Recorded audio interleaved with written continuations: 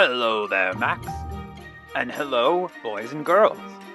Max and I are here at the Whoville Public Library to read you one of our favorite stories, How the Grinch Stole Christmas. That's right. It's the story of how I, the Grinch, met a nice little girl named Cindy Lou Who and learned the true meaning of Christmas.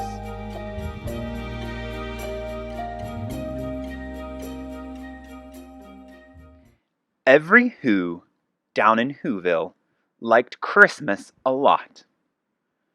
But the Grinch, who lived just north of Whoville, did not. The Grinch hated Christmas, the whole Christmas season. Now, please don't ask why. No one quite knows the reason. It could be his head wasn't screwed on just right. And it could be perhaps that his shoes were too tight. But I think that the most likely reason of all may have been that his heart was 2 sizes too small. But whatever the reason, his heart or his shoes, he stood there on Christmas Eve, hating the Whos, staring down from his cave with a sour, grinchy frown at the warm lighted windows below in their town. For he knew every Who down in Whoville beneath was busy now hanging a mistletoe wreath. And they're hanging their stockings, he snarled with a sneer. Tomorrow it's Christmas, it's practically here. Then he growled, with his Grinch fingers nervously drumming. I must find some way to stop Christmas from coming. For tomorrow, he knew, all the Who girls and boys would wake bright and early, and they'd rush for their toys. And then, oh, the noise. Oh, the noise, noise, noise, noise. That's one thing he hated. The noise, noise, noise, noise. And then the Whos, the young and the old, they would sit down to feast. And they'd feast, and they'd feast, and they'd feast, feast, feast, feast. They would feast on Who pudding and rare Who roast beast, which was something the Grinch couldn't stand in the least. And then they would do something he liked least of all. Every Who down in Whoville, the tall and the small, they would stand close together with Christmas bells ringing. They would stand hand in hand, and the Whos would start singing. They would sing, and they'd sing, and they'd sing, sing, sing, sing. And the more the Grinch thought of this Who Christmas sing, the more the Grinch thought, I must stop this whole thing. Why, for 53 years I put up with it now, and I must stop this Christmas from coming. But how? Then he got an idea, an awful idea. The Grinch got a wonderful, awful idea. I know just what to do, the Grinch laughed in his throat, and he made a quick Santa Claus hat and a coat. And he chuckled and clucked, what a great Grinchy trick! With this coat and this hat, I look just like Saint Nick. All I need is a reindeer. The Grinch looked around. But since reindeer are scarce, there were none to be found. Did that stop the old Grinch? No, the Grinch simply said, if I can't find a reindeer, I'll make one instead. So he called his dog Max, then he took some red thread, and he tied a big horn on top of his head. Then he loaded some bags and some old empty sacks on a ramshackle sleigh, and he hitched up old Max. Then the Grinch said, "Yep," and the sleigh started down toward the homes where the Whos lay a snooze in their town. All their windows were dark, quiet snow filled the air. All the Whos were all dreaming sweet dreams without care. When he came to the first little house on the square, "This is stop number 1," the old Grinchy Claus hissed, and he climbed to the roof, empty bags in his fist. Then he slid down the chimney, a rather tight pinch. But if Santa could do it, then so could the Grinch. He got stuck only once, for a moment or two, then he stuck his head out of the fireplace flue. With the little Who stockings all hung in a row. "These stockings," he grinned, "are the first thing to go." Then he slithered and he slunk, with a smile most unpleasant, around the whole room, and he took every present. Pop guns and bicycles, roller skates, drums, checkerboards, tricycles, popcorn and plums, and he stuffed them in bags. Then the Grinch very nimbly stuffed all the bags one by one up the chimbley.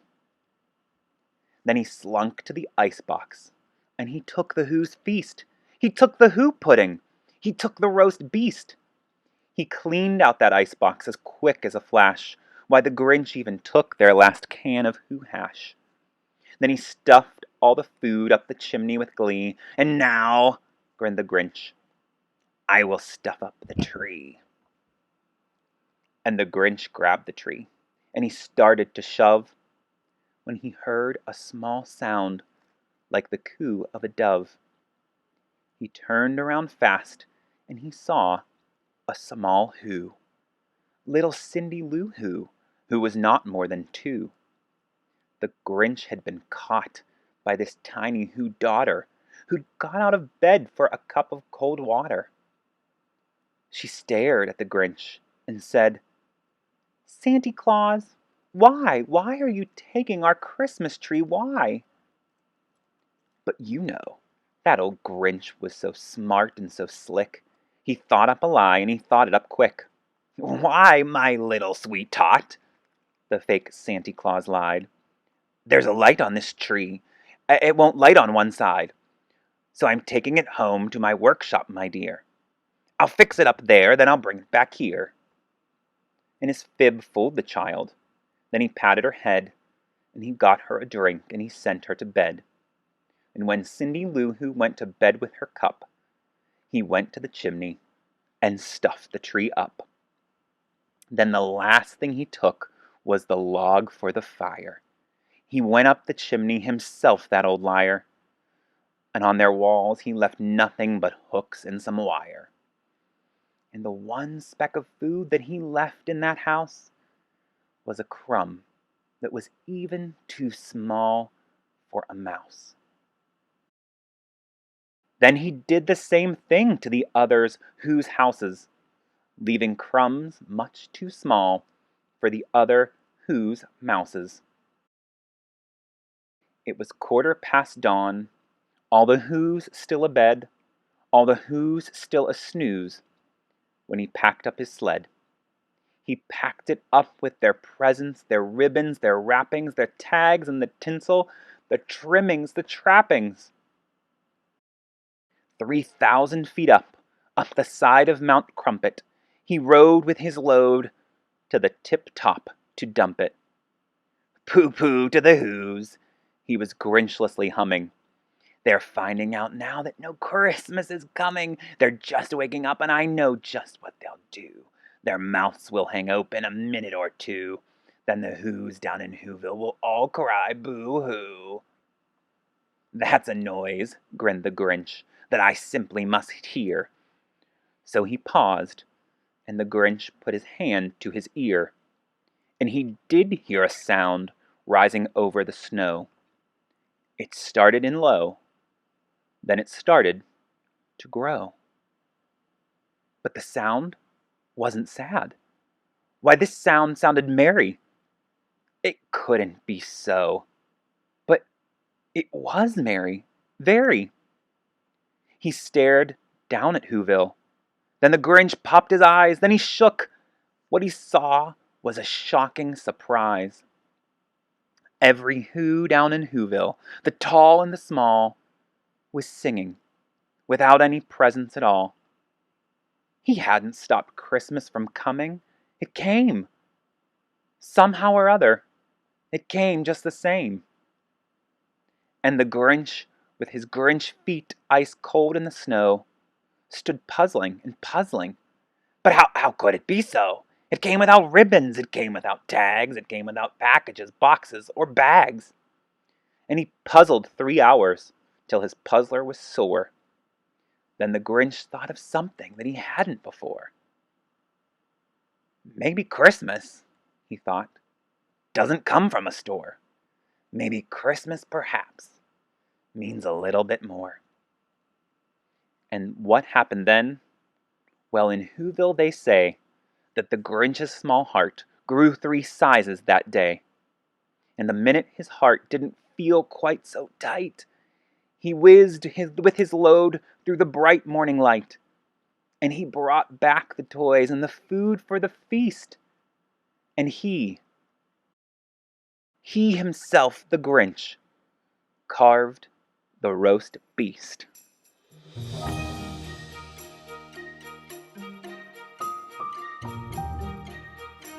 Well, boys and girls, I hope you enjoyed our story. And even though I can't visit your libraries this year, I did send along a few Grinch bookmarks. Be sure to ask for one the next time you check out library books. I hope your family has a safe and happy holidays. Merry Grinchmas!